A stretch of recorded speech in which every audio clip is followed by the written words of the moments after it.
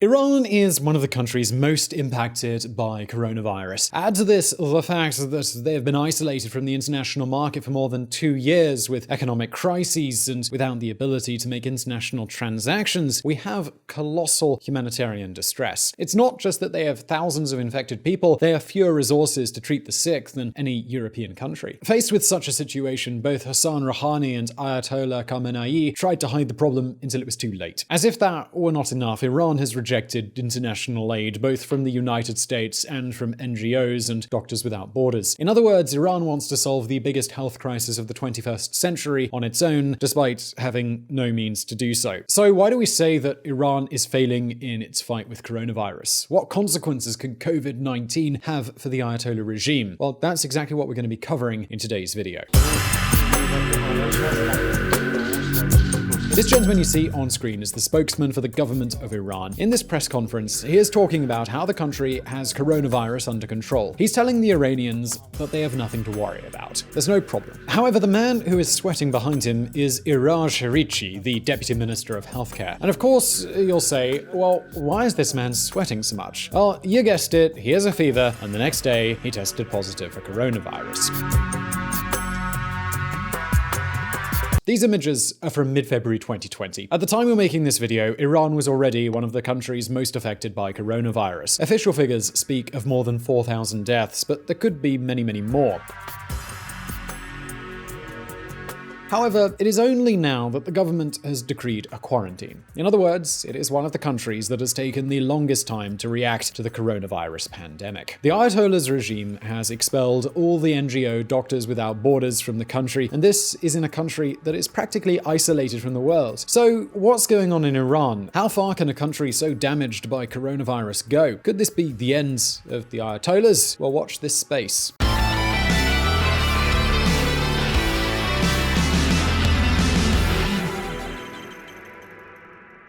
The year 2020 has been tough on Iran. The murder of General Soleimani, the crash of the Ukrainian Airlines plane, and now coronavirus.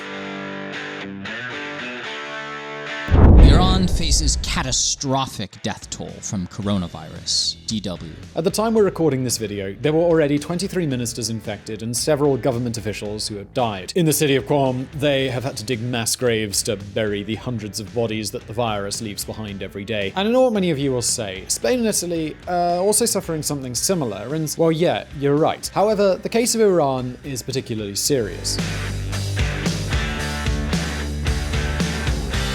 Think about it. This country has been in a brutal economic crisis for more than 2 years. Donald Trump's economic sanctions have almost completely isolated the entire country. That means they can barely buy respirators, masks, and all the medical equipment needed to treat the sick. And yes, it's true. Economic sanctions do not affect medical products. But how can Iran buy them if they can't afford them? If you remember, in other videos on VisualPolitik, we've already explained how Iran is cut off from the SWIFT system, which is the system that allows you to make international transactions. In other words, Iran has little means to treat its sick. In the face of this situation, it would be normal to ask for help, wouldn't it? Countries, companies, NGOs. In a crisis situation, we should all unite to defeat coronavirus. Well, the Iranian regime doesn't think so.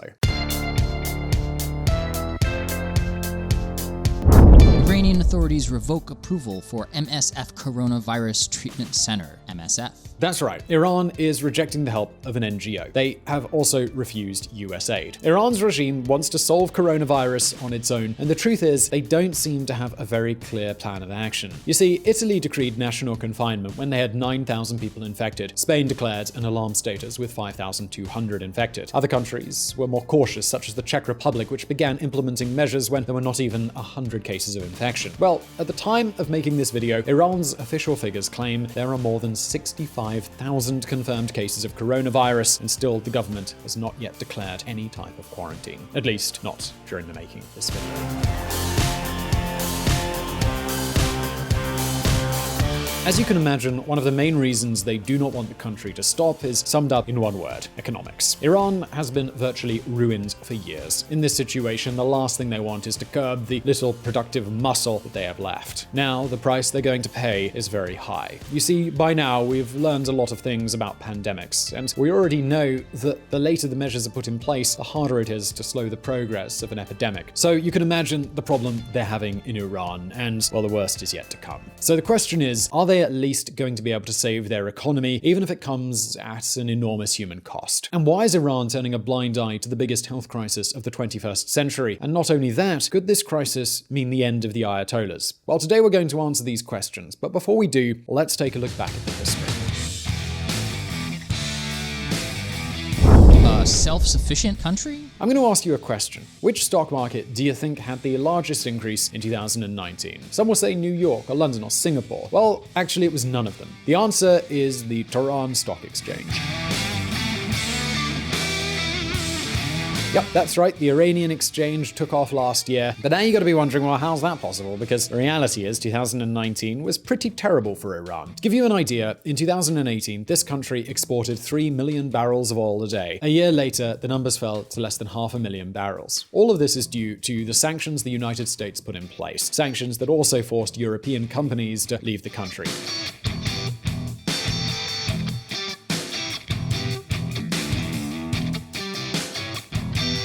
Renault, Vodafone, PSA had to abandon all of their Iranian investments. Inflation exceeded 40%. Some basic shopping commodities doubled their prices. The government had to raise taxes. The Iranians took to the streets. Look, it's been an economic debacle.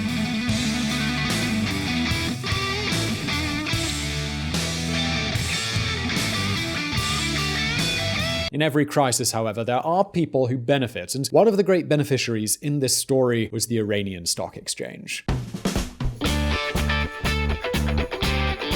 Think about it. The Iranian currency, the rial, was worth less than monopoly money, so no one kept their savings in the bank, and where did they put it? Well, in the only stock market where they could invest, that is, the local stock market, the Tehran stock market. But not only that, the government started making moves to stop relying on oil at all costs, and in a way, they did it. Yes, Iran has much more to offer the world than just barrels of oil. For example, see that plastic covering on your mobile charger cable? Well, that's called polyethylene.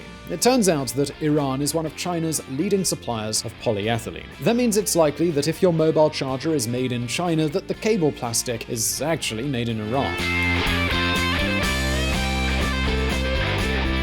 But not only that, in other videos, we've already told you about Iran Khodro, Iran's national car brand, because yes, Iran makes its own cars. So in the absence of major international brands like Renault or Kia, Khodro has been doing a roaring trade. They've gone from making 600 cars a day to more than 2,000. Of course, this has been done with the help of the government. And these cars have been exported to neighboring countries like Iraq, Armenia, and Azerbaijan. To avoid sanctions, many entrepreneurs have been going to Turkey with briefcases full of cash to open their companies there. From Turkey, they can make international transactions and sell their products.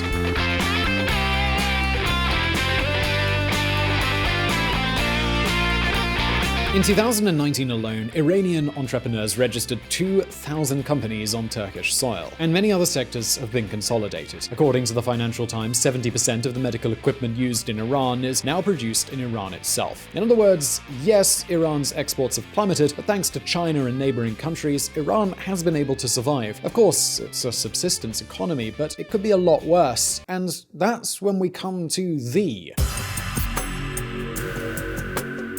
epidemic in the sanctuary city. The city of Qom is one of the religious capitals of Shia Islam. Every year, more than 20 million pilgrims visit the sanctuary of Fatima. In this city, China is building a high-speed train and a solar plant. And you're probably thinking right now, well, fascinating, Simon, but why are you telling me this?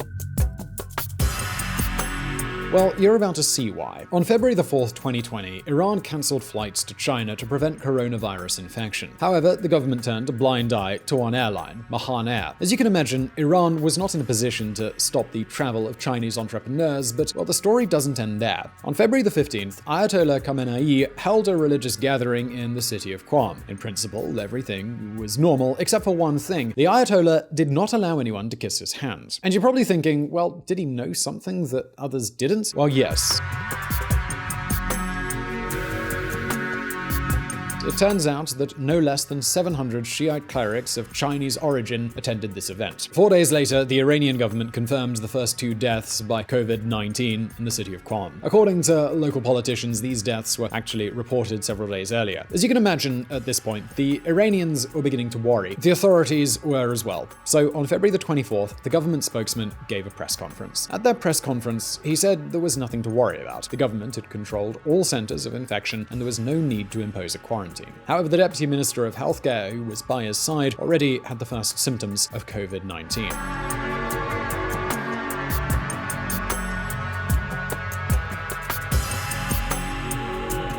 So, what was the government's policy? Well, Rouhani's government set out to try to solve the most pressing problem of all, the most urgent, the one which absolutely must be avoided in a pandemic: fake news. That's right, on February the 29th, cybercrime police arrested 24 people for spreading alleged hoaxes and conspiracy theories. Meanwhile, the Iranian authorities were continually contradicting themselves. For example, remember the Shrine of Fatima in the city of Qom that we just talked about? Well, the director of that shrine continued to call on all Shiite pilgrims to go there and pray. His argument was, well, what better place to heal than a sacred sanctuary? By now, Iran had 245 infected, almost all of which were in the city of Qom.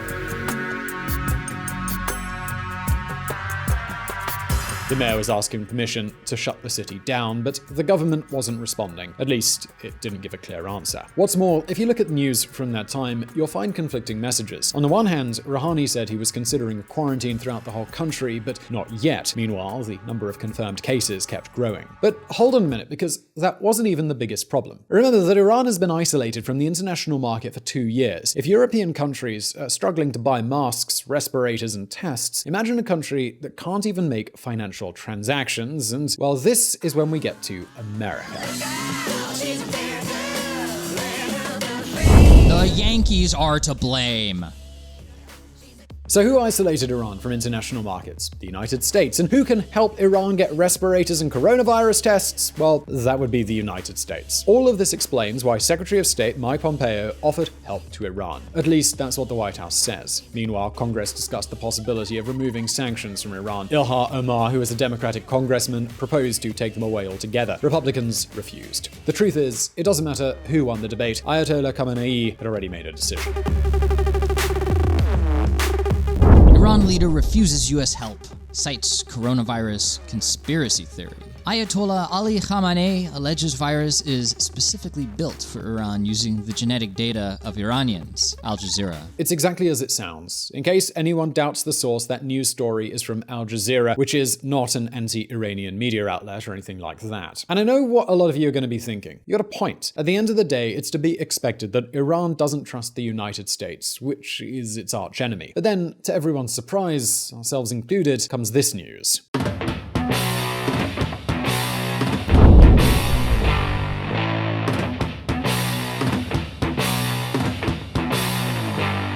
It just doesn't make sense. That is, Doctors Without Borders, an NGO based in Switzerland. They've been helping humanitarian missions around the world, so why won't Iran take their help? I don't get it.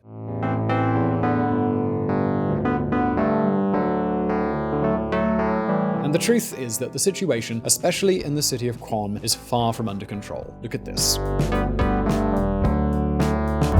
Satellite images show Iran has built mass graves amid coronavirus outbreak. The Guardian. Now you might be thinking, well, okay, from a humanitarian point of view, this is a failure, but have they at least managed to save their economy? Well, the truth is, no. Iran's few remaining trading partners have closed the borders with the country. And yes, that also includes China. As if this were not enough, the government has ended up locking down all their cities. At this point in time, Iranians cannot travel from one city to another. And it is very likely that by the time you're watching this video, they will have already decreed an official quarantine. In other words, the Iranian economy is going to end up stopping at a point when it's almost impossible to curb the infection rate. So what about the regime? Will Ayatollah Khamenei be able to save face? And think about this carefully. Khamenei is 80 years old. That is, he is in the group that is most at risk of dying of coronavirus. And even if the regime is doing everything it can to protect you from infection, invisible enemies are really hard to avoid. Look at this.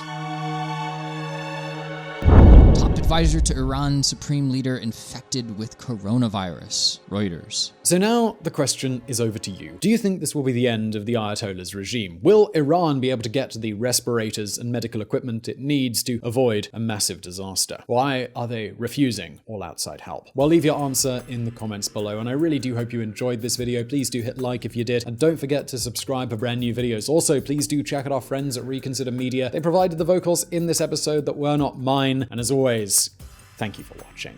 If you want to learn more about politics and world affairs and hear some more of my lovely voice, come check out the Reconsider podcast, where we don't do the thinking for you. Find Reconsider at www.reconsidermedia.com or on Apple or Google Play or your favorite podcatcher.